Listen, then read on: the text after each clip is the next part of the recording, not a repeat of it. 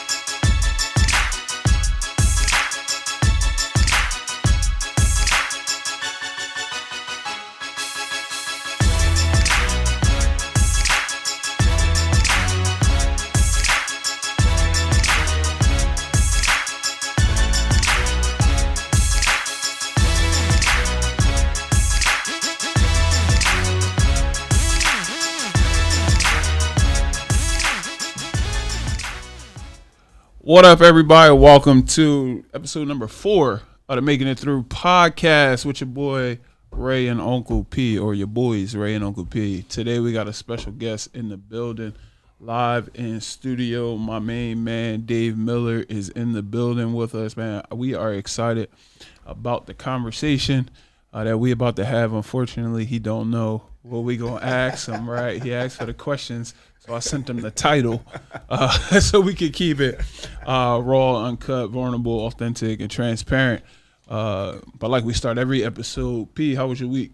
Man, my week was good, man. My week was good. Getting ready for Fusion Friday, getting all that stuff situated. Thinking about next year already, right? You know, it's crazy when you're in business. You have to be thinking forward, right? You can't think today, right? You got to think 6 months from now, a year from now. So just thinking about what we're going to do, where we're going to be. You feel me? I got an invitation to another area, right? So we're definitely going to go there, right? So now it's 6 stops. And I'm just going to let it grow like that, right? When people call me and say, yo, why don't you bring this here? You feel me? I'll go there, right? Because I just want to be invited. I don't want to just pop up in your neighborhood. So all these things that are happening, I'm excited, man. I'm excited. How was your week? Man, my week was good. It was long. We drove 9 hours, 6.5 first to Fayetteville, North Carolina. We spent the day there with my family, and then we drove down to Myrtle Beach for my little cousin's birthday, hung out there right on the beach. Like, as soon as we walk out the balcony, you can see the waves and stuff like that, so I had the opportunity to walk on the beach. But we only stayed there for one day, and then we came back, drove 9 hours yesterday, and here we are. How about you, Dave? How was your week? My week was good, man. Productive as always. Getting ready to my daughter. Got a trunk party coming up this week. Getting to that microphone. My fault, Rody. My daughter got a trunk party coming up this week. She got a scholarship to Lehigh University. All right, awesome. So we're just getting ready for that, man. But sticking to the oil, business as usual, baby. Yeah. So today's title of the podcast is From an Empty Water Aisle to Building Purpose-Driven Brands. So we're going to ask a couple questions. I'm going to introduce, well, you're going to introduce. I was thinking about I was going to do it, but I was like, nah, I ain't going to do it. I'm going to let the man do it himself because I probably won't do no justice. But just introduce yourself to the followers. I'm Dave Miller, business owner, entrepreneur. Been in business, time go quick, probably it's been a decade now. So, dip and dab, do a couple things here and there. We have Bottle Spring Water Company. We do revamping some things behind the scene with that. I'm an author. Just published my 3rd book. Clothing line, custom prints. Do a little bit of everything. Okay. So we're going to jump right in. So I'll ask the first one. So you came home from your military service. Again, Thank you for your service. You continue working in healthcare and launched your clothing brand, Peace and Love Attire. Right. What did the military teach you about discipline, leadership, and building something from nothing? Discipline is forced on you in the military. It really it shake up your world. It shows you a different perspective of life, but it does it very forcefully. They have these weird tactics of changing, like they got to change everybody. Everybody comes from different walks of life, right? So they single-handedly like force your mindset. You know, for 4:30 wake-ups to the point that my eyes to this day, I've been out the military since 2006. My eyes open at 4 o'clock every day like clockwork, like no alarm clock. But with that, it's helped my discipline as a business owner because 9 times out of 10, by the time noon hit, my days are almost over. I do more than most people do in a day by the middle of the day. But the leadership thing, it puts you in a place, you got to be a leader of men. You know, you got to be a leader of men. You also, it teaches you the camaraderie, which also I believe, you know, helps a lot with business as well. You know, in terms of working with other people, helps you be like the ultimate team player. But I don't know, honestly though, the Army, it changed my life for the better. Not that I was going down a wrong path or anything like that, but it just changed my life. It just opened up my eyes to what a leader and what a man should technically be, honestly. All right, so, you know, I got questions, but Right. I'm not going to just ask them robotically. So we're going to have a conversation. So to you, what is a man supposed to be, or what is your thought process of what a man looks like? A man is somebody, in my opinion, that's aligned with God, handles his business by any means necessary. I mean, legal ways, of course, but handles his business by any means necessary. Being honorable, true to your word, being a leader, stepping up when you see something is wrong, something needs to happen. You gotta jump in, no questions asked. How about you, P? What you think? What's your definition of a man? There's tons of definitions, right? There's tons of ways to explain who a man is, but I think a man is a man who can deal with losses and get back up, heartbreak and keep on loving, disappointment, and keep on moving forward, right? All the things that we think of that makes a man really don't make a man, right? When we think about, you know, women and different things like that. For me, I've learned 46 years that to truly be a man, I need to be honorable. I need to stand on my word. And when I say I'm going to do something, I need to do it. That's it for me. I think for me, so I didn't really know what it looked like growing up, like to be a man. So I wasn't always who this is, you know what I'm saying, what people see. But now I think my framework is basic. It's honesty, integrity, loyalty, and legacy. And I think if I continue to follow what that looks like, you know, being a man, being a great example for others, you know, carry into what that looks like for me.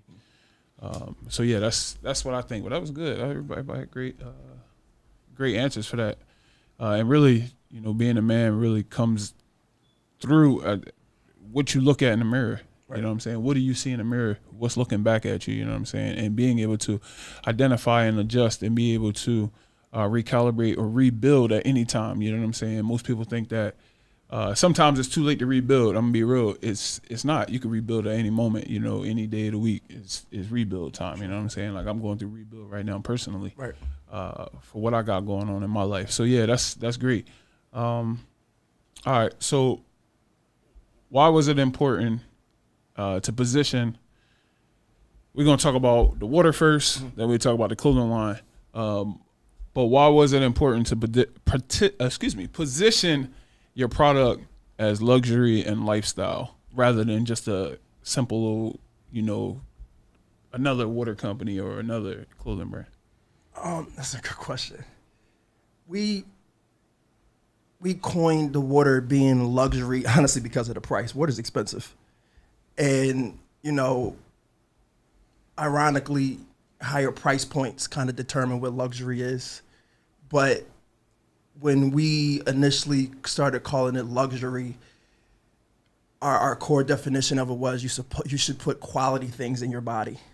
And we thought that we know that the product we have is the purest form of water you could put in your body. And we feel as though, you know, these bodies we have, it's like a Benz, like it's like a Maybach. You know, you don't put regular gas in a Maybach, right? You got to put premium gas in it. So why not put premium product in your body? So that's why this is Go Water's premium water. Where do you get premium water from? The mountains of Pennsylvania, believe it or not. Wow, that's crazy. The mountains of Pennsylvania, believe it or not. Hour and a half ride at 476. Yeah. It'd be open season up there. A lot of people don't know that, but Pennsylvania has some of the most cleanest water that you can get your hands on. Our water comes directly out of the mountain in upstate PA. It's tight. That's tight. I mean, we you know, Chester Water Authority also has, you know, they, No, I'm not complaining at all. Right, Listen, right, I'm almost done this job. Right. And people don't know that, right? They say Chester. Oh no, but Chester Right. has some. Right. I don't know where exactly it comes from, but it's out there. It's not upstate Right. PA, but yeah, it's out there.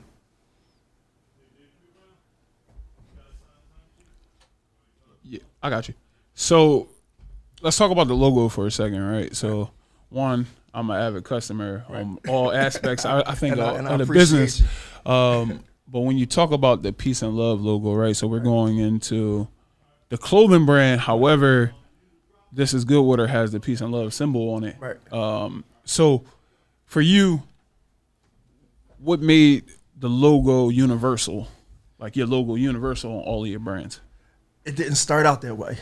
And I think it actually happened because of being ignorant to business. I was cross-branding and I shouldn't have. And I just didn't know any better. I was just ignorant to the game. But I knew that the logo stood alone. And I just knew we needed something that was going to stand out. But that joint really just happened by accident. Because it wasn't like This Is Good Water is not an extension of Peace and Love Attire. They're two completely different entities. But it just happened like that. All right, so I did some research. I mean, I know you. We've known each other probably like 4 years now, About 4 something years like now, that. for 4 or sure, 5 years. Started off CMOS, Yeah. then it was grass cutting. Right. Then we just became super tight. Absolutely. So I did a little bit of research, some stuff I didn't know. Like you was in the military, I had zero idea what that looked like. Right. So I did my research. So anyway, You saw the throwback Thursday, John. no, I did my own research. Okay. Like I went on the internet and I Right. researched who you was. Oh, that's dope. As a person and pull some things out. So in 2021, you spoke about raising as much as $3 million for the water company. Right. Right. How did that effort go, or are you still in the midst of what that looks like? And talk about the struggles of getting So to with that. that was in the article, I believe, in that was a magazine article, Mm-hmm. I believe. I think it was Philadelphia Style. I forget. It was a magazine. They wrote that in. But we still trying to raise. You know, this water game is a funny game. It's a very tight knit game. It's hard to get in. It's hard to make a splash. Even when we had that conversation, when they did that article on us, we kind of even said that prematurely. We didn't know what it really looked like. Like, we didn't know what $3 million really looked like. And honestly, in that moment, we didn't even have the structure of what we were going to do. I'm just keeping it a buck with you. Like, we didn't know what we was going to do with 3Ms. But we know we needed finances. And you figure that was 4 years ago, 5 years ago at this point. So now we're revamping. Now we've actually opened up our books for funding. Like this month, we opened up books for funding. And we brought that number a lot, like down, like so much, because now in the game, we know what we need. We know we need trucks on the road. You know we need a building to house the water. You know, we got to pay a couple people, right? And you don't need 3Ms to do that, right? You know, blood, sweat, and tears you put into it, but you don't need 3Ms to do that. So we gave that number prematurely, just being ignorant to the game and not really knowing what we was talking about at that time, because when we did that article, we were really, I don't even think we was 365 days in yet.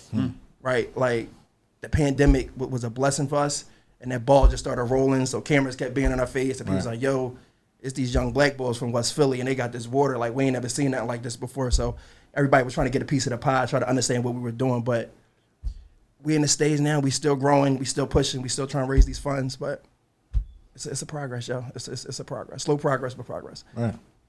So would you say, and I mean, we all entrepreneurs at the table, would you say that the new shiny thing was super exciting, and that your goals was audacious?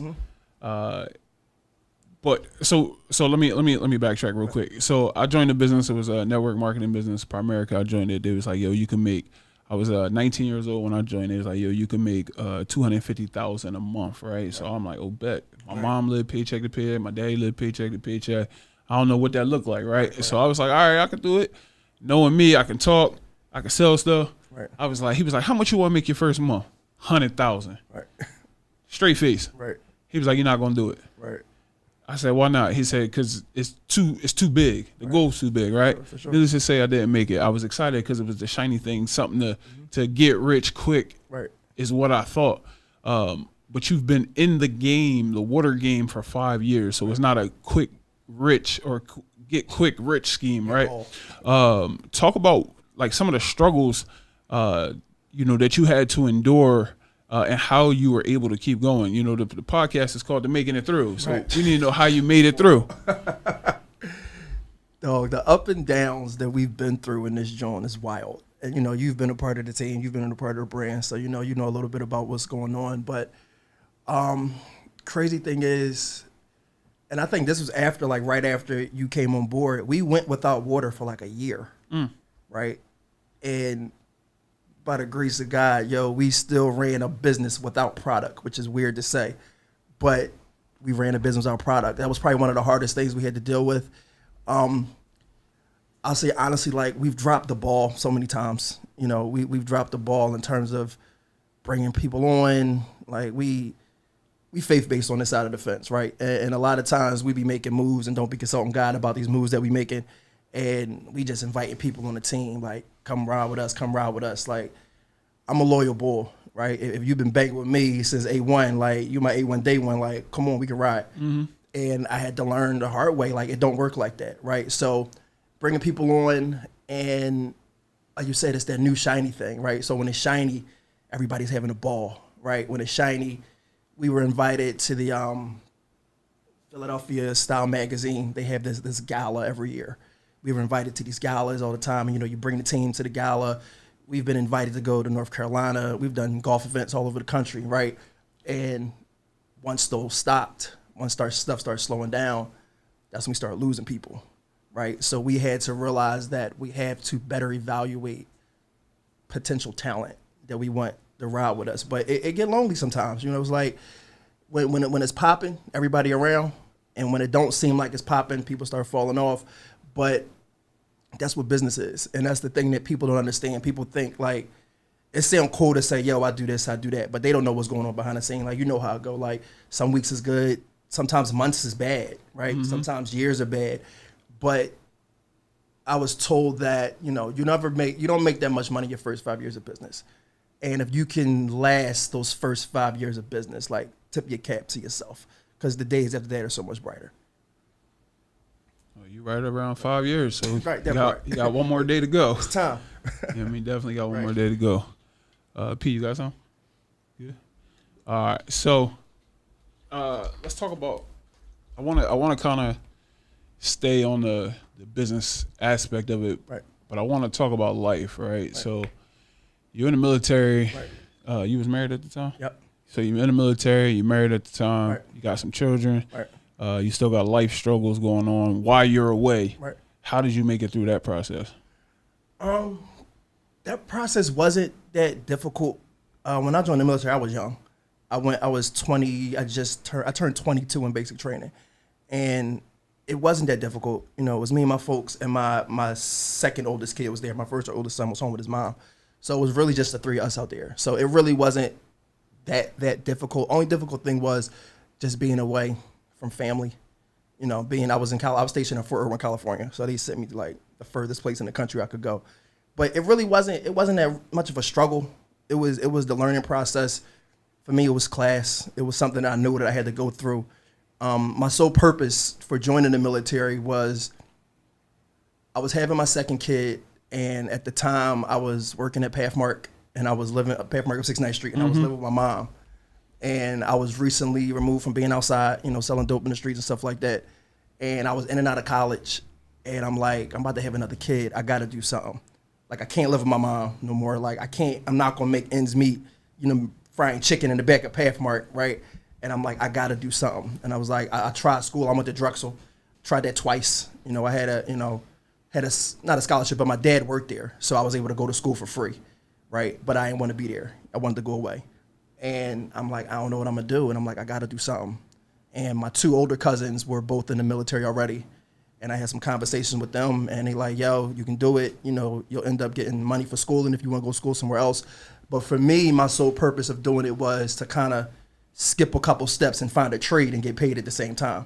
Because if I knew whatever I went in to do in the Army, and at that time I knew coming home from the Army, if you got on your resume, you did this in the United States Army, you pass everybody, they put you to the top of the list.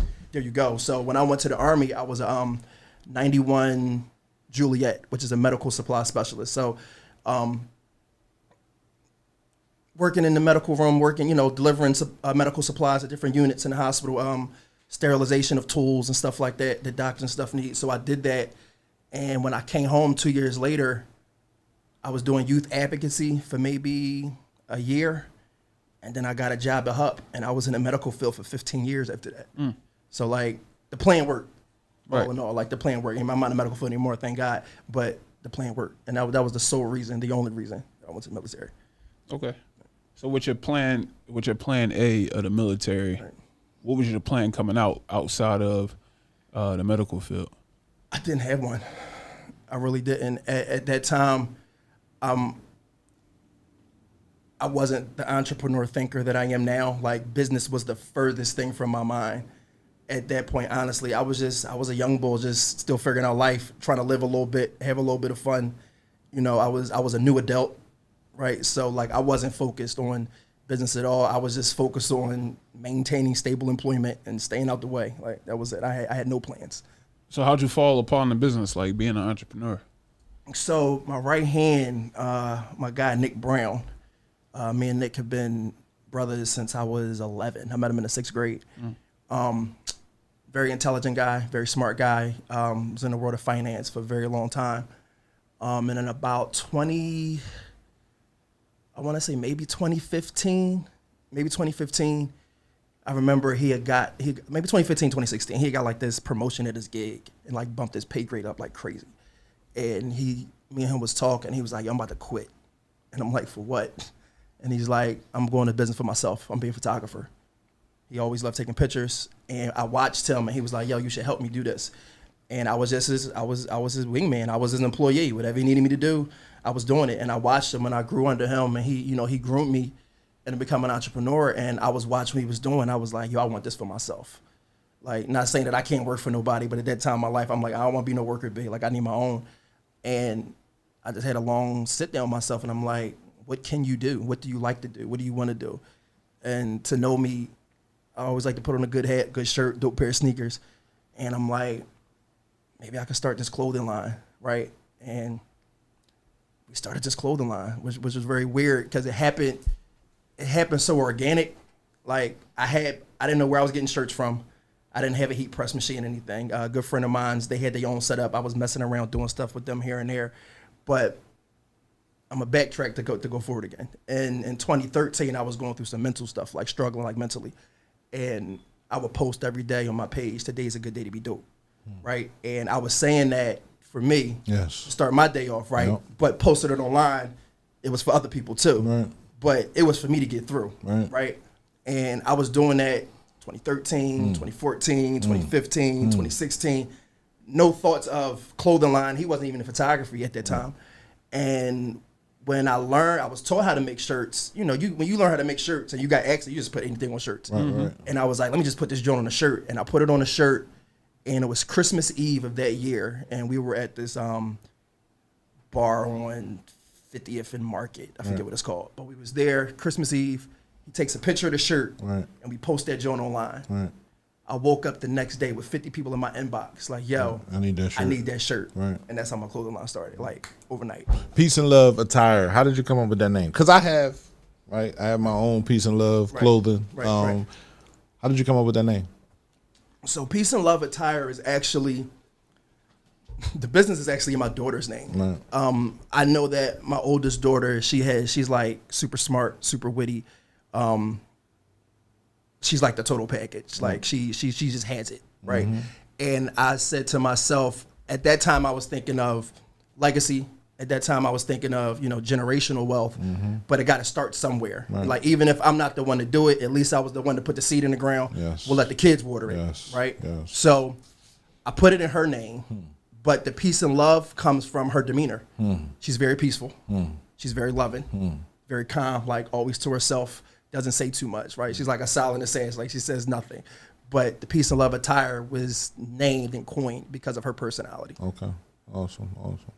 My drink come from my uncle. He always used to Peace and Love Rasta, Peace and Love, right? So everywhere he went, that's what he was pushing, right? And really, it dictated my philosophy on life, right?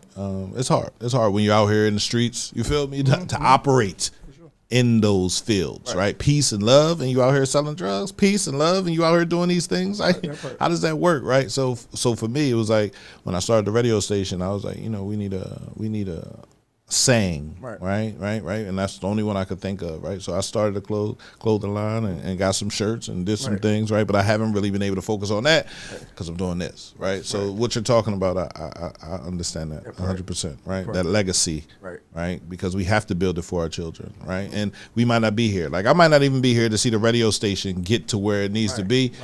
But I know I planted the seed, and I watered it while I was here, and I kept on doing things. So anybody that takes over after me knows what to do. Right. Absolutely. Thank you. Absolutely. So I got a question for both of y'all. What's legacy mean to you?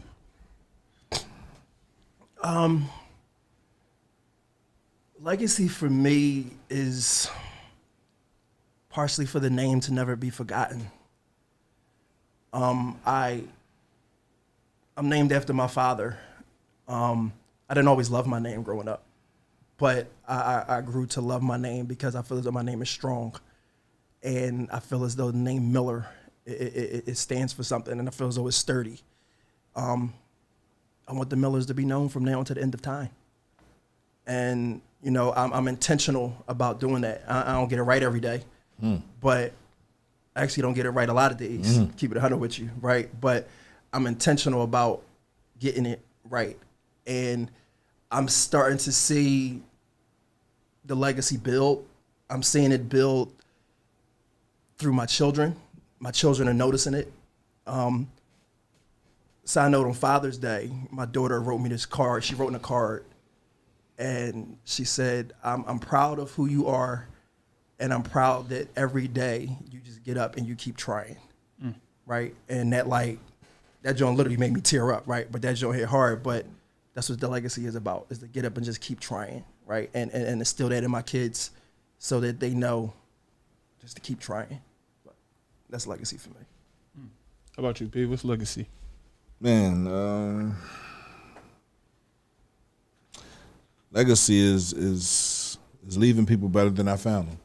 Right? I think more than anything, that's what I've been doing with the radio station, like trying to create opportunities where there were none. Right, giving a voice to people who were never heard, and building upon something with my children, my city, and the future. Right, how does that look? It's difficult, right, because you know what you see.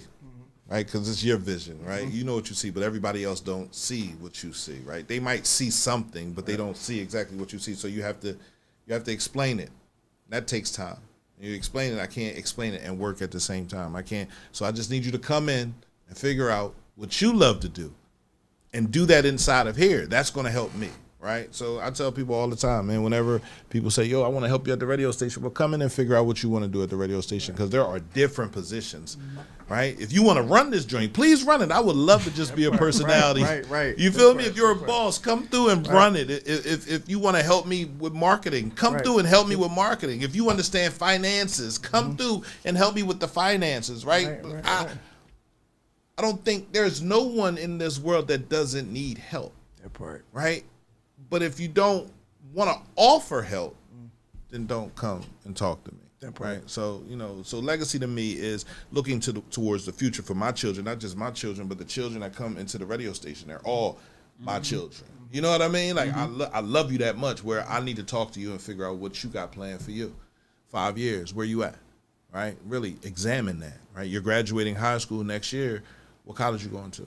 Right, what trade school are you going to? Are you sure you want to go to trade school? Because just because people say college is not for everybody, now everybody want to go to trade school. What trade you want to take up? What do you want to do? How will that help you in 5 years? What will you take from that? And don't do it for the money. Don't do it for the money, bro. Please don't do it for the money, because guess what? You'll never stop chasing money, bro. Do it because you love it. Do it because you want to do it, right? So for me, that's legacy. That was strong. Man, this episode 4, man. We've been getting through some things, and for me, these podcasts has been therapy. Like being able to kind of release and just have the conversations. You know, obviously, it's going out to all the 11,000 people that follow the Facebook and whatever we got on, YouTube. But being able to just sit and confide with my brother and have these conversations had literally been. Whew, that legacy boy, that just hit me because even as a 40-year-old man, like I think about legacy, and I've always thought about, like, anybody that know me know, like, my mind has always been legacy minded. Even when I ain't had nothing, I've been like, yo, I gotta leave a legacy for my kids, right? I gotta have an oil painting, and not me personally, but so one of them kids gonna have an oil painting of, great grandpa, you know what I'm saying, Ray Phillips Jr. on there, and they be like, man, the reason why I ain't gotta get up and go to work every day is because of that guy right there. You know what I'm saying? That's strong. And for me, is similar. I got the same name as my father, and most of my life I was running away from the name. I was running away from what he stood for. So in trying to run away, I was actually creating myself just like him. Let's just put it a spade, right? So we're running away from something. That's what we do. No, that's a fact. Like, I used to tell my mom, why you smoke cigarettes? Why you doing this? Why? Right. But you end up doing the exact same. Absolutely, because we watch what they do and we kind of mimic what they do. Right. But saying, yo, I'm never going to do what that looks like. Yeah, you're doing it. Right. You're doing it. And finally having the ability to have a conversation with my legacy, which is my father, and being able to open up and pour everything out on the table, allow me to say, yo, the oil painting on that wall, it's going to be my face. But the legacy started with my great-great-grandfather. Right. You know what I'm saying? Like in 1900, like I got a tattoo, established 1900. People ask all the time, what does that mean? That was when the Phillips name became in existence, because before Phillips, it was McClintock. And it came from the McClintock plantation in South Carolina, where my four greats essentially was a slave owner who had a baby with a slave. And that's where my family became what it is. And I found that out in 2000. We just moved to North Carolina for 2022 or something like that. Searching for that. I was. Yeah. Because, as a man, you want to know where you come from so that you're able to show, you know what I'm saying, the next, where they came from. Right. Because being lost without an identity is crazy as a young man. And that's most of us. That's most of us, right? No, that's good, because if you think about all of the things that we've searched for, happiness, joy, in this world, right? We were chasing after an identity that we didn't know, or for me, is I didn't know where I came from. I didn't know where my people came from. What's that saying? If you don't know where you come from, you don't know where you were. Where you going? That's a fact. So you just running around, running around in circles, chasing your tail, chasing money. Yep. Right. So and that's what I was doing. Got to stop sometimes. Chasing it. Right. Stop, sit down, talk to the old heads. Yes, please. I had an uncle. Well, I still have an uncle. He's still alive. Uncle Junebug. He's from the South. He's from Hamlet, North Carolina. It's a rural small town, North Carolina. It's probably 3 stoplights long either direction.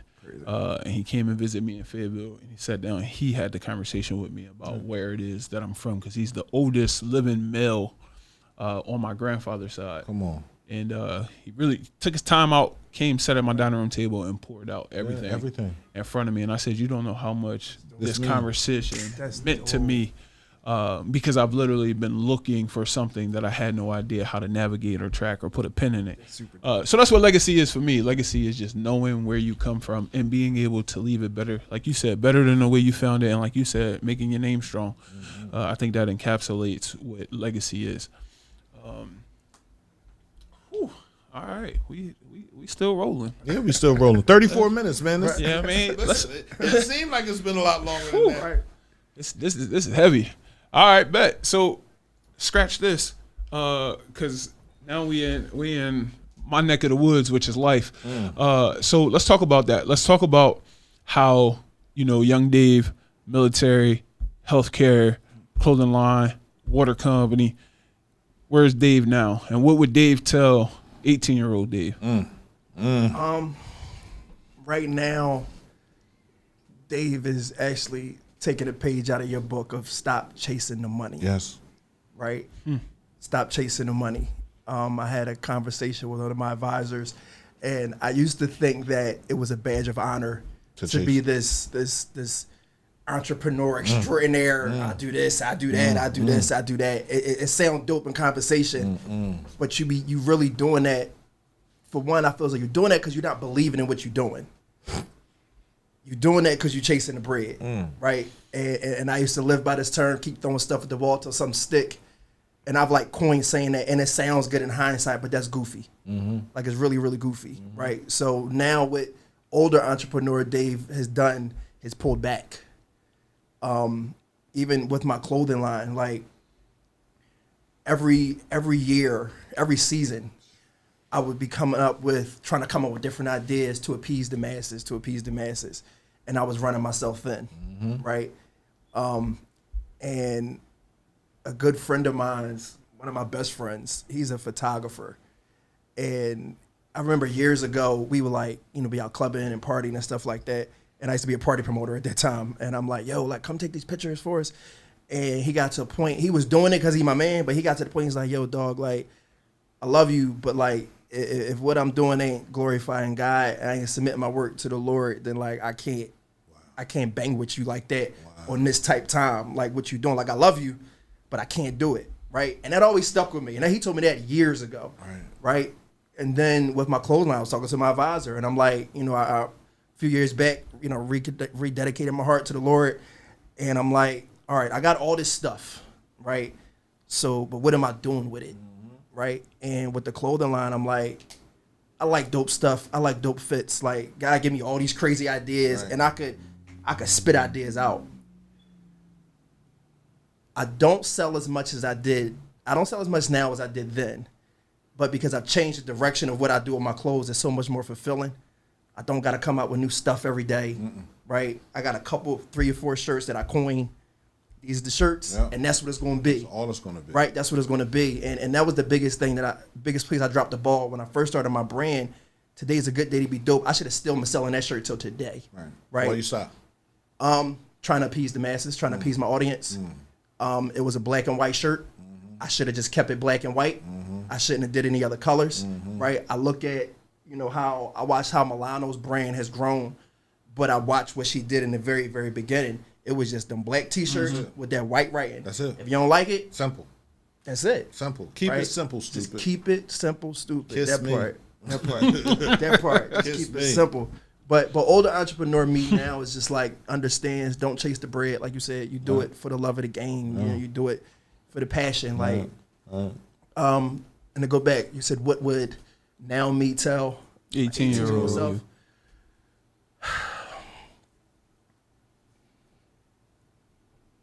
Be more confident in yourself. Stop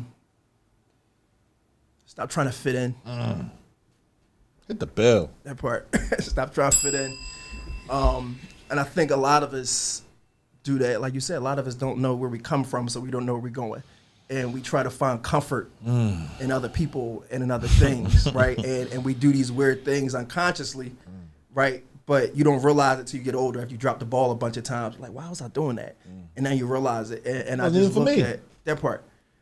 And I look at, I love my life. It ain't what people would say is the greatest life on paper to everybody, right? But my life is my life, and it shaped me to who I am. Yes, sir. And I don't regret not one day that I've ever had in my life, right, wrong, or indifferent. I regret nothing.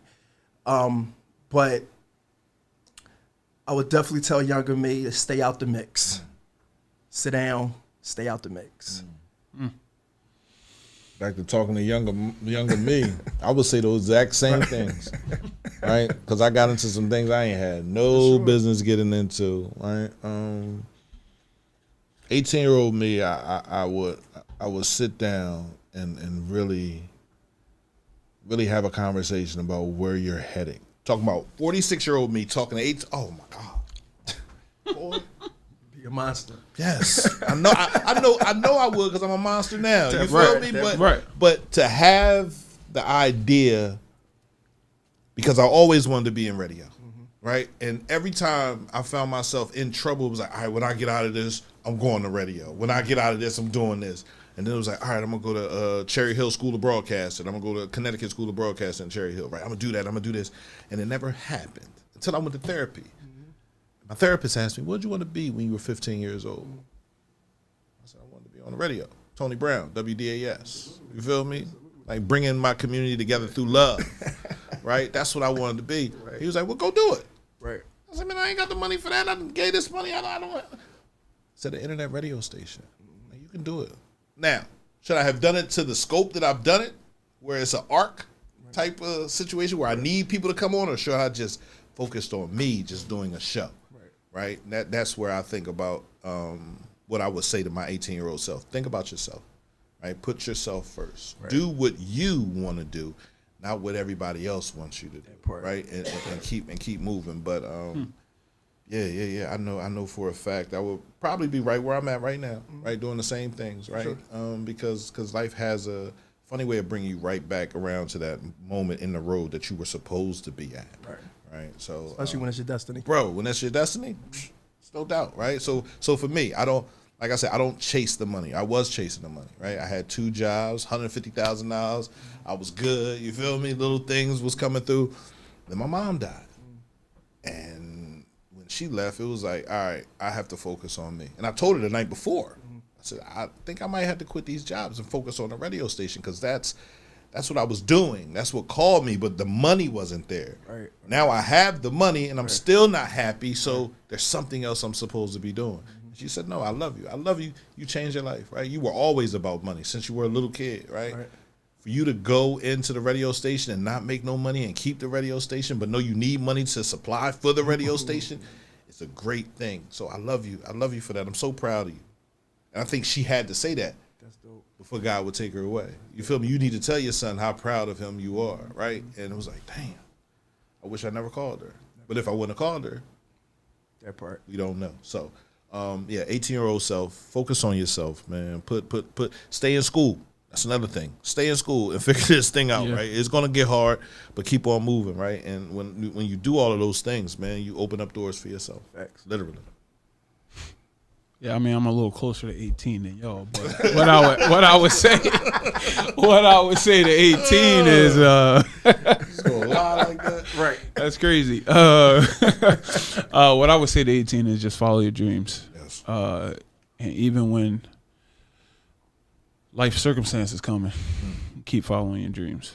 You know, I think about the story in the Bible about Peter when he called him off the boat. When Jesus called Peter off the boat, he told him to come. He didn't say, come with the conditions. Right. He didn't say, come with your life's distractions. He said, come. He said, come off, essentially come off the boat. So when he took a step, he was faithful that he can make it. But then the wind hit and he sunk. And for me, the wind is the distractions of life. Right. And I'm glad that I was able to, over the last 5 years, really focus in on not being distracted. And I'm going to tell y'all something. So this week was a week of expectations for me, right? So both of y'all, I don't know if I told you, but I'm not working at the school district no more. Like it's kind of full time with the things that I got going on. And I'm one of those people who throw it on the wall, see if it stay, right? So I'm down the beach, and I'm walking, I'm praying, and I'm just like, God, what is for me right now? People, spoken into my life, landscaping this, you're gonna be a millionaire from this, you're gonna be a millionaire from that. And as you were talking about all of the things that you did or that you're currently doing, and taking a seat, and Pete talk about it all the time, just focusing on one thing and making that thing the thing, right?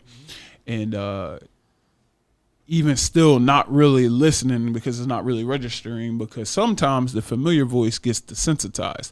I'll say it again for you. The familiar voice gets desensitized. Who is familiar to you? It could be your significant other. It could be your kids. It could be your homies. It could be, your grandma, your grandpa, your pop, whatever. But you got to really listen to what they're saying and not how they're saying it to you, because sometimes we get offended by how people say stuff to us that we just turn off the volume and we don't listen no more. So it unlocked. So for me, again, these podcasts unlock things for me, each and every one of them, and I hope that it continues to happen that way. But it's focusing on that one thing.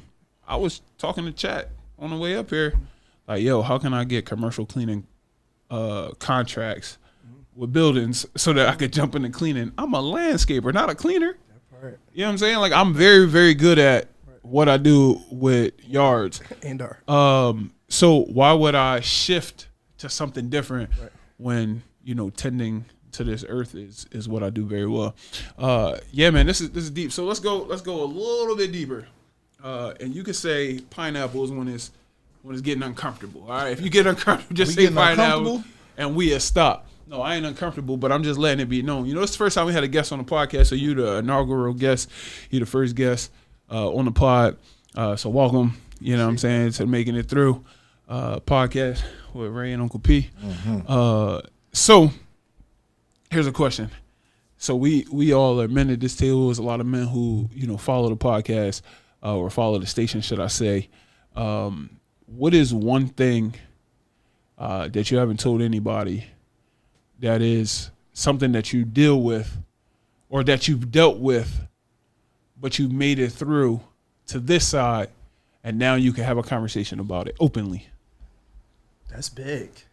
That's very big. At one point in my life, I was suicidal. At one point in my life, I felt like I was less than, right? And I think I was like searching for stuff, right? And ain't know what I was really searching for. But when I got to the space of realigning myself with God and tapping more into that, I found out that I was enough. And I found out, you know, what my purpose in life was to do. My purpose in life is to help. My name is David. I have the heart of God.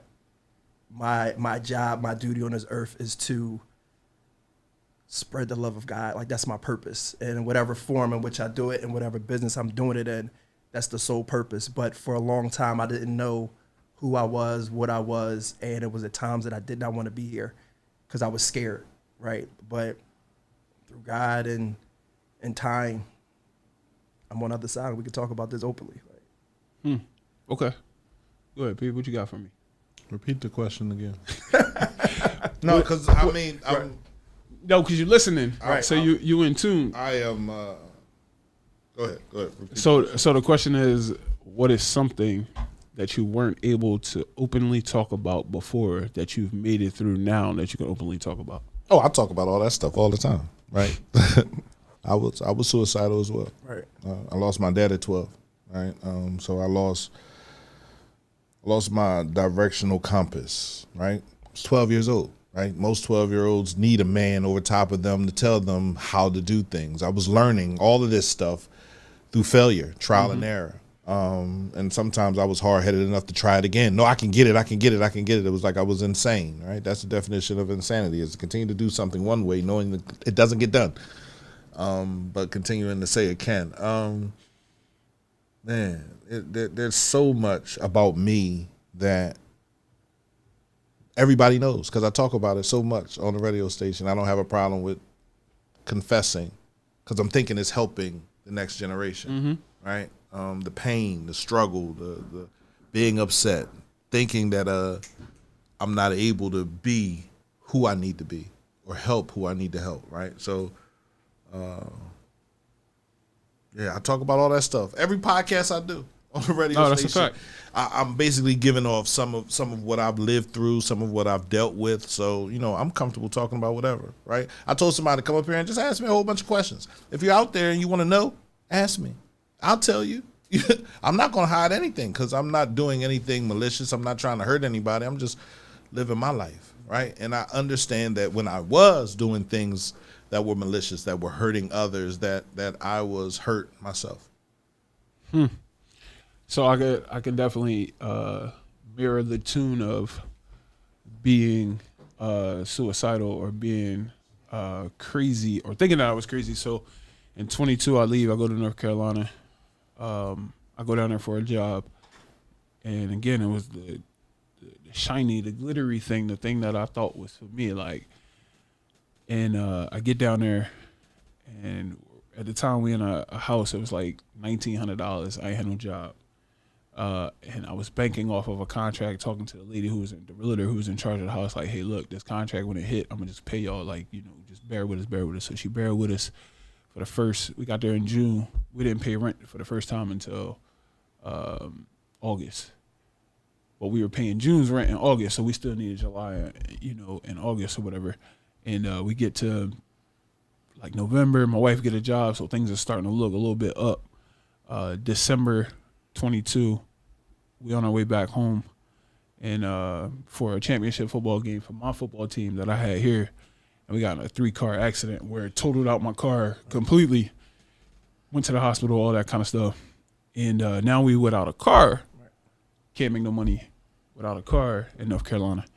I drop into a functional depression. And at the time, I didn't know that it was a functional depression because I never really dealt with depression, or I never thought that I dealt with depression until I got into the functional depression. And then I was like, wait, I remember a time when I was like this as well, but I never had the language to what it looked like. And it got so bad I was working. And then I got a job. I was part-time. I worked for Apple from home. And I was on one of my breaks. It was a 15-minute break. And I go into the bedroom. My wife had just had 2 surgeries within 6 weeks. One was for her wrist for carpal tunnel. Then they had to hit a nerve in her elbow. So she's down, for 4 or 5 weeks straight, just in the bed, can't do nothing. So I'm taking care of her. I'm doing this part-time job. I'm still showing up to this job that was supposed to pay me, that I ain't never got paid for. And one day I'm on my break. I'm walking in the bedroom, and my wife said, because I don't remember, she said, you were walking from the window to the closet, from the window to the closet, from the window to the closet, and all you was doing was talking. She said, and I got afraid. And she said, when I got afraid, I called our pastor. And he called, as soon as I clocked out from Apple, he called me. He said, let's pray. And we prayed about it. And I can't say that it happened instantly, that I was, relieved from what that looked like. But I was brought back down to my center. Sometimes we get to spaces where we isolate ourselves when we should really be like linking arms with those who we know for, without a shadow of a doubt, care for us, that could help us get through what it is that we're going through. But we allowed the house to burn down, well, almost burn down, before we call out for help, right? So for me, I struggled with pride. I struggled with the idea of having to do this thing on my own because that's all that I knew. You know what I'm saying? So I pushed through that. I pushed past it. And now I'm able to have those conversations with people about what depression looks like, how mental health is actually real. People think that is a joke and that people just use it as a crutch, but no, it's real. Like, it's a real thing. It's something that takes out more black men than any other situation, more than gun violence, more than police brutality, more than car accidents, plane, whatever that looks like. It takes out mental health, and depression takes out more black men than anybody. So if you need somebody to talk to, man, just call me. That's what I tell my people. You need somebody to talk to, and you just want me to listen, I'm going to listen. If you need my advice, I'm going to give you my advice. But don't go through what this looks like alone, because it's not fun. Thanks. You know what I'm saying? It's definitely not fun. All right, so I think this is, so let's go. This is going to be the last question, and then we're going to let you tell the people where they can find you. So it's a Netflix documentary thing going on right now, right? It's like the craze, right? But we're going to switch it up because I don't really want to follow what they got going on. Right. So if you had an opportunity to title your TED Talk, what would it be? The rebirth. I like it. The rebirth. I say the rebirth, again, me realigning myself with God and finding my purpose. I've definitely, as believers, the coin phrase is born again, but I've really felt like I've been born again. So the rebirth. Rebirth. How about you, P? What would your TED Talk be? Don't chase success. Build legacy. I don't talk about incarceration, making it through incarceration, fatherhood, CMP radio, like everything that I've done over the last 10 years, right? More so 10 years, because everything before then was about the bad way to do things, right? So, yeah, don't chase success. Build legacy. And mine would simply be heal. and we'll talk about the framework of honesty, integrity, loyalty, and legacy, and what that means in each space. All right, listen, man. I think episode 4 was great. I got a little bit of relief again.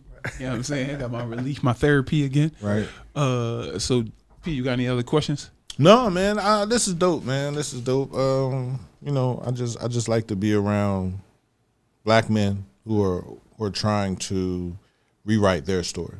Right. You know, the narrative on us is that we don't care. Right. We don't know. Right. We're not good fathers. Right. But when you hear brothers talking about their children and putting their children in a position to be better than them, you realize we do care. For sure. Right. And we do love, and we do want to do better. Right. We just need the other brothers to understand why. Right. And that it's fun over here, bro. It's a lot of fun on the side of responsibility. I bought a shirt last week that says, I was trying to have fun, but then my responsibility showed up, right? And everybody was like, that's a great shirt. I love that shirt. I like that. Right. And it was like, it's real, right? But it's also a lot of fun being responsible. I don't know if y'all were both in here. I know you were in here when I was talking to my daughters, right? Well, my one daughter is on a cruise right now, right? We call every morning, we're talking, you know. And she's like, Dad, why didn't you tell me motion sickness? I said, baby, I told you it was going to be on the boat. It was going to be moving. Like, you're going to have to deal with that. I said, I didn't have to deal with it. You feel me? Because I was cool, but, you know, you might have to deal with that. It's a thing. Understanding that your children need you, right? And I didn't realize how much they needed me until I realized how much I needed my dad and my mom. Because when my dad died, part of my mom died too. You know what I mean? She wasn't able to be herself. We didn't go to therapy then. I think if we went to therapy when I was younger, I would have been able to catch myself and realize what I needed to do, but it wasn't there. So I appreciate you stopping through. I appreciate you having me. I appreciate you fighting. I appreciate you grinding. I definitely appreciate the clothing brand, you feel me, and your waters, man. However we can support at the radio station. Let's get to it, man. Let's get it done. No doubt. No doubt. Whew. So, Dave, it was good. Go. Tell them where they can find you. And what's some of the things that they could look out for? Socials, Facebook, Dave Miller, Instagram, Peace and Love Customs. I'm rarely on TikTok, but I think my TikTok is Peace and Love Customs. What can they look forward to? I said I just published my fourth book. Just published my 4th book. I'm gonna make an announcement about that soon, but I think that, you know, we discussed it, what it is, you know. Right. It's a book, it's a tool for anybody who, you know, is a believer, to give them more clarity and to be the better version of themselves, to move with direction. So this is the one project that I've done that I'm super duper excited about, because it's the one project that I've done that I know is life changing.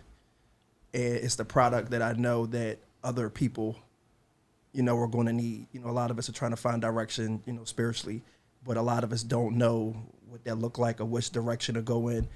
Spirituality is a very touchy conversation. It's a very private conversation. You know, a lot of us move around like we know the ins and outs of how God wants us to be, and we just living without no direction, even with the Bible in front of us, right? And sometimes we need direction to how to read the Bible. So that's this next project. It's called The Overview. I'm probably going to announce it next week. You'll be one of the first. You guys be one of the first to get one. You heard it here first. It's a dope tool, and we super duper excited about that, Joe. Right. No, we thank you for sharing that. So one of the things that we wanted to do on the podcast, whenever we had a guest, so the guest ain't really going to be often. It's going to be kind of like, you know what I'm saying, surprise, we got a guest. We'll know, but everybody else won't know. But one of the questions that, you know, kind of like every podcast got a signature question is, or a comment, what would be your advice to our audience on how to make it through?